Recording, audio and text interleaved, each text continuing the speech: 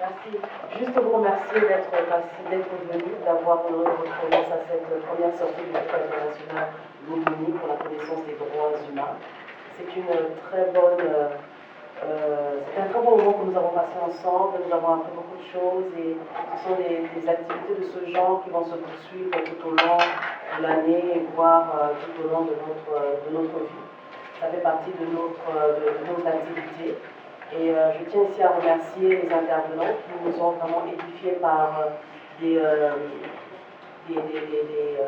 exposés très riches, qui nous permettent aussi de connaître, de voir tous les contours en fait de la connaissance. On a commencé par le docteur Fouad, qui nous a fait une bonne présentation de ce qu'est vraiment la connaissance, en faisant ressortir le terme démocratie, comment est-ce qu'on a vu vraiment les différents contours de la démocratie. Beaucoup de personnes aujourd'hui, presque dans tous les États, on parle de démocratie, on aimerait bien la démocratie, c'est pour certains la voie de sortie pour résoudre toutes les situations, mais on s'est bien rendu compte qu'il faut prendre la démocratie avec beaucoup de délicatesse parce que ce n'est pas une situation close. Elle a toujours tendance à avoir... Voilà, elle est très fragile. Et nous avons également eu l'opportunité d'entendre Mme Marie-Noëlle Hector qui nous a vraiment édifié sur la culture orale, toute l'histoire de cet homme qui a joué un rôle important dans l'invention de cette opportunité d'avoir accès à la connaissance pour les déficients aveugles. Donc c'est toute une culture, c'est toute une connaissance effectivement à avoir et à prendre en compte. Nous avons vu du côté de Limoges Madame Caroline, qui nous a également fait un brillant exposé sur ce qu'elle fait, comment est-ce qu'elle rend vraiment accessible tous les jours de sa vie, en quelque sorte, la connaissance aux enfants déficients aveugles, en éditant des livres qui leur sont vraiment d'une utilité grande, parce que par le livre, effectivement, ces enfants peuvent avoir un moment de partage avec des enfants qui ne sont pas déficients aveugles. On a vu par les exemples qu'elle a donnés, est-ce que c'est vraiment une bonne opportunité pour les uns et les autres de tout simplement communiquer ensemble à travers le livre. Et nous avons terminé avec M.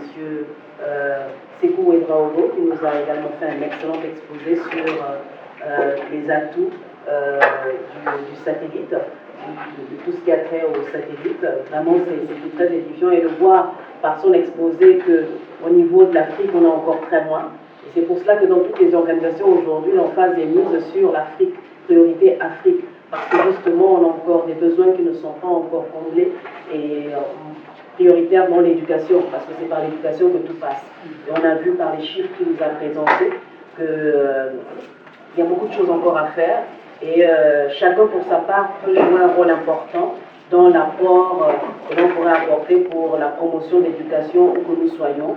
Et nous avons eu quelques outils ici qui nous permettent vraiment de promouvoir cette éducation à quelque niveau que ce soit. Donc, je vous remercie et j'ai été très heureuse de vous recevoir, de vous accueillir. Et je pense que ce ne sera pas la dernière fois. Comme on dit, tout début va toujours à petits pas. Et nous pensons que petit à petit, l'oiseau faisant son nid, nous allons avoir des endroits ou des rencontres où on sera encore plus nombreux et qu'on aura encore plus de connaissances à rendre disponibles aux uns aux autres. Et nous avons bien vu effectivement que tout part par l'éducation, la sensibilisation au niveau de l'intelligence. Parce que quand l'intelligence, le cerveau, tout ce qui a trait à l'être intérieur n'est pas aiguisé, on se retrouve avec des situations qui sont assez délicates et des fois désastreuses. D'où la nécessité vraiment de promouvoir cette éducation qui amène l'individu à avoir un jugement critique et mettre également l'emphase sur l'importance de la morale. Parce qu'on a bien vu ce que M. Fouad nous a donné comme point important, qui était celui de vraiment promouvoir la critique du jugement, amener les gens à avoir une critique de tout ce qui se passe, dans le sens tout simplement d'aller de l'avant, de construire, de bâtir et d'aller vers ce qu'il y a de mieux. Je vous remercie.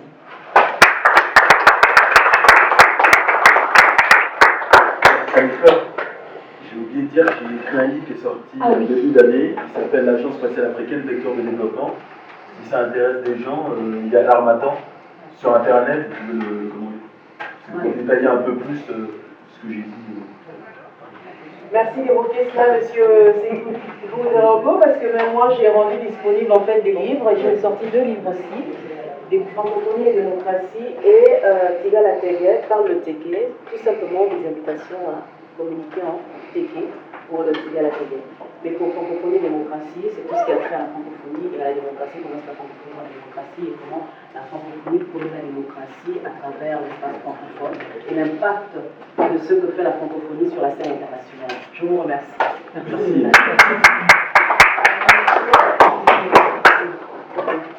Vous avez une collation, surtout ne vous privez pas de cela parce que c'est des plaisirs.